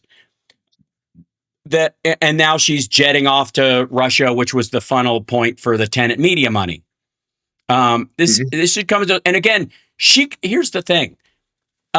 You don't have to be paid to lie by Russia. They can just find fellow travelers or people that say what they want to have said, and then they boost you. They either throw fake people like they do with Tucker Carlson's channel, which apparently he had somewhere in the order of like 6 million members or some horse shit about his Rumble channel. Turns out he has 7,500. That all of his show is boosted artificially on X and on Rumble and on YouTube by these, bot accounts because they like the shit he's stirring. The same thing with Candace. I mean, most of this stuff would flounder in obscurity. I'm not saying that's why I haven't cracked 100,000, but I'm sure not very popular with the bot push crowd in what I talk about on my show. I got the watch hours. That's interesting. I got 20 million watch hours, and largely because I'm on all the time, but also because, what I say is worth watching. Thank you very much. But a big part of what they're doing is just elevated because Russia wants to stir both sides of it. They go after the incendiary. They're basically building the crust, to overwhelm the pizza. That's what this is all about. They're taking her and whoever her diametrically opposed opposite are, and you build both of them up, and you let them go after each other. And then Glenn Beck sits between them going, oh my God, there's a civil war brewing. Like, no, there fucking isn't. Like, go outside. It ain't that way. There's definitely a political argument happening in this country, but by and large, it's not all that different from fucking the Tea Party. Remember that shit with the tricorn hat assholes standing on the Capitol lawn saying, get your government hands off my Medicare? Remember that nonsense? Yeah. Same fucking people and same volume. And they're involved. They're involved. Yes. I mean, yes. I've had people attack me in the past for, saying that the Russians are involved as deeply as they are in our body politic. And they may bot's gonna bot. They may not be creating it, but they do jump in on every single thing. They foment it. They foment it. Sometimes it's actually, from inception to, actualization of some sort of information warfare campaign. Sometimes it's something that happens domestically, internally within the United States, but they are right on it. They jump in on every single thing, and because they know they can't fight us on the battlefield. So what they do is divide and conquer, and they've been doing it for a very long time. Candace Owens doesn't even know which side she'll take. I think money to be on either side of it, because on the one hand, she's pushing this idea that Erica Kirk is a Russian honeypot, and then at the same time mocking the idea that Erica Kirk is mocking the idea that Russia is behind the ideas of, or Alexis Wilkins or whatever, Kash Patel's girlfriend, is a Russian honeypot. So she doesn't care. That's the thing about being just kind of rando spoilers. The same thing with Alex Jones. Again, if anything that motherfucker said over the last 3 decades was true about elite oligarchical fucking lizard people running the world was true, they'd have killed him a long time ago. They need, the people that would rather just have scatter shit news are out here. They're making him just. They're basically out there just to make people hate their own government to the point where they just go hands off, right? Walk away and let only Republicans vote, essentially, I guess, and or whoever they think they're behind at any given point. And sometimes they'll be behind the Democrat just because they want to boost the idea and gin up fear in the general maggotry. Right? Yeah. So, It's so divide and conquer. It's all divide and conquer. Mm-hmm. And I know I'm looking at the clock here, and I'm realizing we're kind of down to 10 minutes here or so. Yeah. Um, and not to divert the conversation from what's happening in Russia, but I did want to point something else out, and that is what is happening at my old employer, and that CBS. is yeah at CBS, and I'm gonna see if I can share this with you here. Okay. Uh, Sorry about this. Hold on one moment. It's okay. Where is it? I have way too many tabs. I understood. I lived there. When neither Yeah, of us have as many X tabs open as Benny Johnson on any given day. But they feed him a yeah. list and he reads from it. By the way, Poop Picker Upper, thank you so much. He goes, see where the MP of Albania's house was attacked because he gave Ivanka and Jared the protected island that was bunkers from World War II? Yeah, I've said for a while, Poop Picker Upper, that the Trump family is in deep shit when he's no longer in power because they're no longer going to be useful to the super rich. They're not really among them. They're basically just there as a bribe point for him while he's president. After that, every Trump property on earth is a fucking target. The Iranians would literally, they could just blow up. But, and I'm not suggesting this. I'm saying this is strategically, I think, something that's a possibility. Blow up Trump buildings and Trump properties to both shock and put fear in Americans that property on American soil is being attacked and garner sympathy at the same time with the, Hassan assholes were like, America deserved 9/11. Well, guess what? Our economy doubled after 9/11. Defense contractors did just fine. And the only people that, quote, got 9/11 were the people in the airplanes and the people in the fucking building and the cops and other folks that were, that got lung diseases. So that's who he thinks deserved fucking 9/11. I'm going to put this in. I think I have another, like a 2 camera. I think so. Hold on. Let me see if I can. Yeah, I can do this. I'm going to put this in here. Let me do one thing. I'll flip us around so that I can show. There you go. And I'm going to put this in here. And I think your screen. There you go. Yeah. And I'll stretch this out a little bit and take this out for a second. So I can show this. We'll put this in here and put here. There you go. This should do it, I think. Some level of it. There you go. Yeah. Yeah. So So this is I I woke up this morning to hear the news that Sorry. that that Scott Pelley had been fired from Yep. 60 Minutes. This is a 60-minute. I was a producer on this episode of 60 Minutes with Scott Pelley, where we did a thing out of Iraq. So I worked directly with Scott many times over the Yep. years, and what they are, and in addition to that, I also I had the same job as Edward R. Murrow. Mm-hmm. I was the CBS radio correspondent in London, which is the exact same job that Edward R. Murrow had during the Second World War when he used Mm-hmm. to go. He used to go to the Ritz. He would have a martini for a little bit Mm-hmm. of Dutch courage, and then he would go to the rooftop and watch the Luftwaffe bomb London.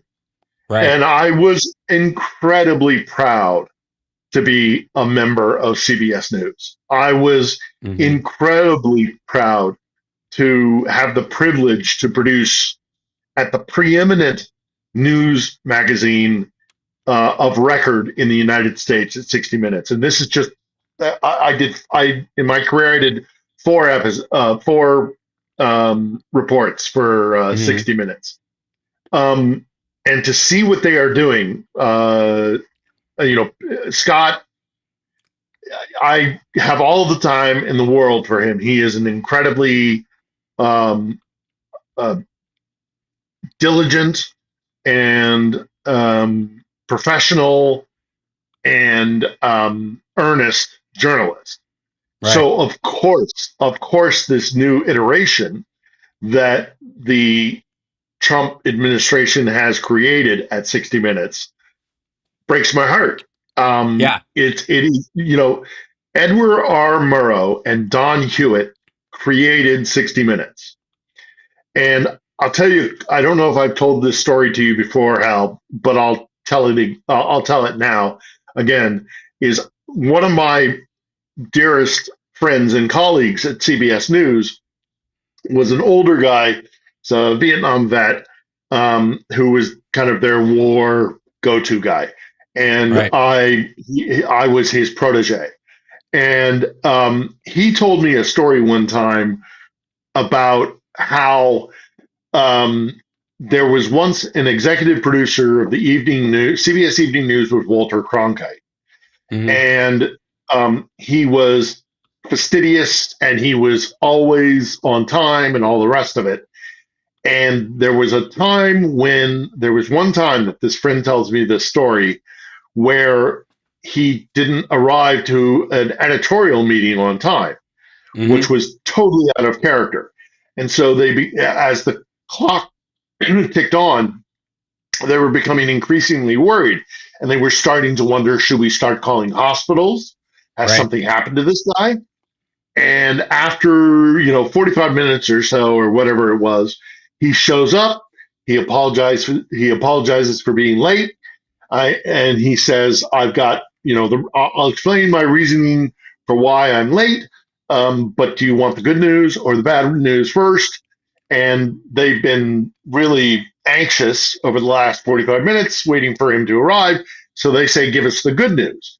And he says, well, the good news is because of a program called 60 Minutes last month, CBS News Incorporated, CBS Corporation, umbrella corporation, Yep. turned a profit in the news division because of 60 Minutes. And everybody goes, "Oh, that's great! A success."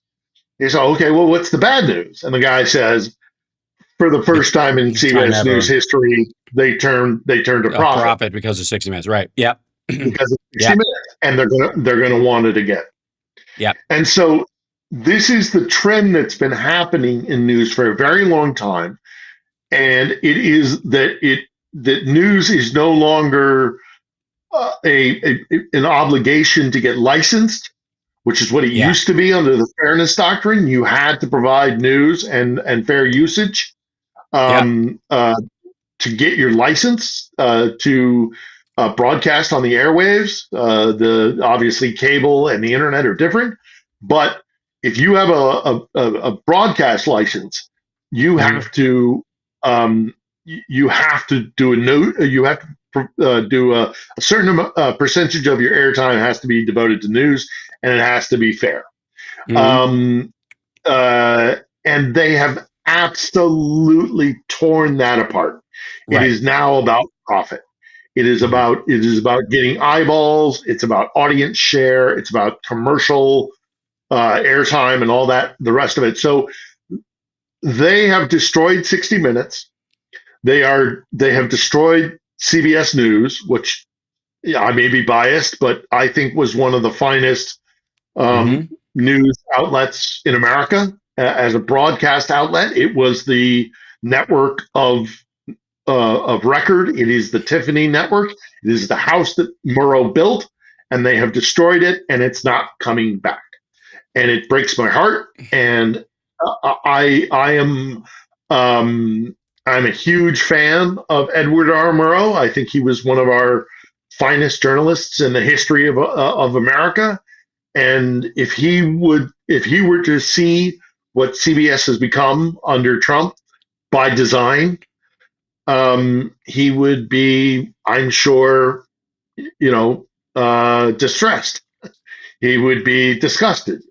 Mhm. So we're in an information war. It is being conducted internally, domestically, by the Trump administration for their own ends, but also at the behest of Russia. And they're using Russian techniques. One of the first things that Vladimir Putin did when he came to power was to seize control of all information sources and broadcast outlets in Russia. And I think Trump took that lesson, and I think he's engaged in doing the same thing, and it really breaks my heart. So I wanted to take a minute to a little Yeah. a little requiem for CBS News. I mean, I even have I'm inked. I even have CBS News inked on Right. the eye. I have CBS eye on me. Because I was very proud to be a member of CBS News, and it's gone. Right.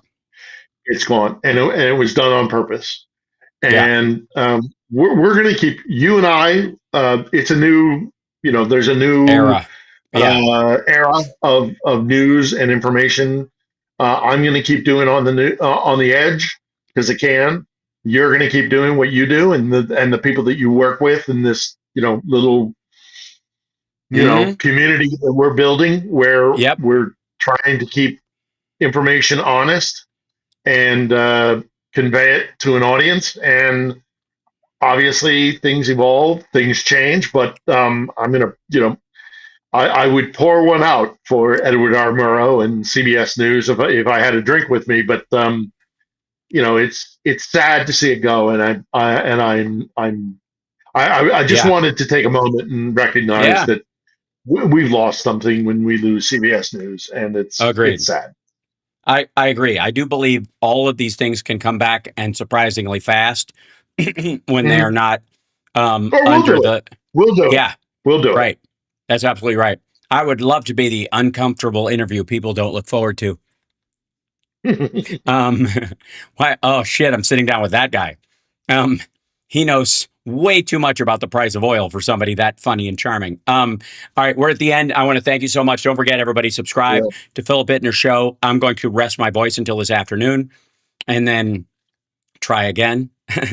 And appreciate you, brother. And I will see you on Saturday. And if you do, I will see you on Saturday. We had a really good episode last Sunday with a Latvian content creator. If you haven't watched it yet, go take a look. It's Georgie Ivanovs, and it's a really good episode. So we talked about a wide variety of things and kind of took in this window of this period, this late spring, early summer, where again, as I said at the beginning of our conversation, the momentum is changing, and so we talk about all of that. So I'm proud of that episode. So take a look at it, and then yes, we will have an episode out this Sunday. Please subscribe, everybody. All right, appreciate you, brother. I will see you again very soon. All right, that's that voice. All right, thank you. Well, okay, there he goes, ladies and gentlemen. Philip Bittner, if I may show my damn self. I've been trying to figure out what the problem has been specifically with my voice, and I'm fairly certain at this point it's the kidney, but I.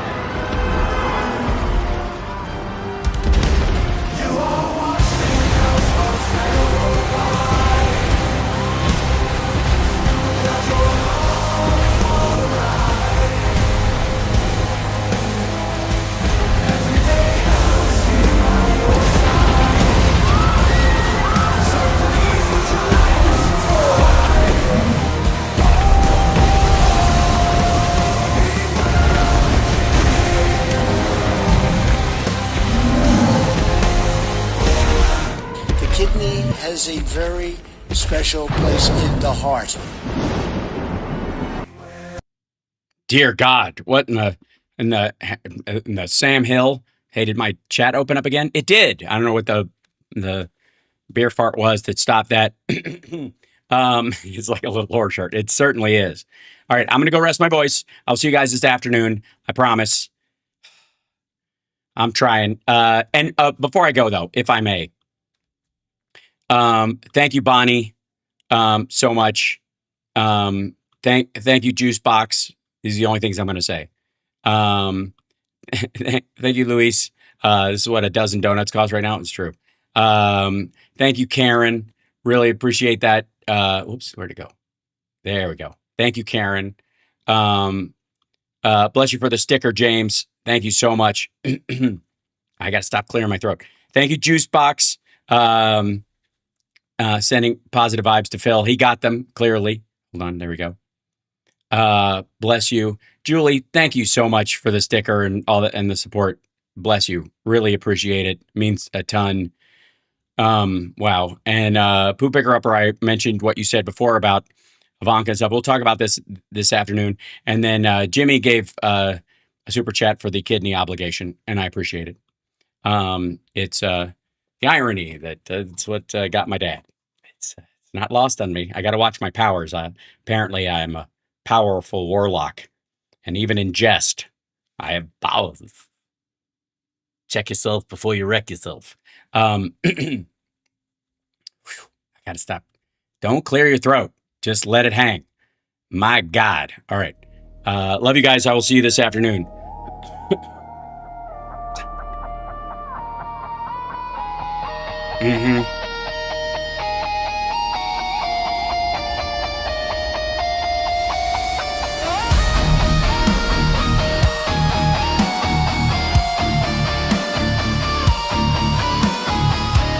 We're going to raid Cliff Schechter now, too.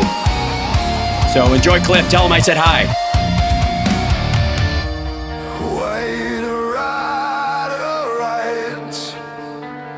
Bow pulled tight, crown of gold, winter light, rolling hands. Right. Can't do that. I can't sing right now. I just gotta go.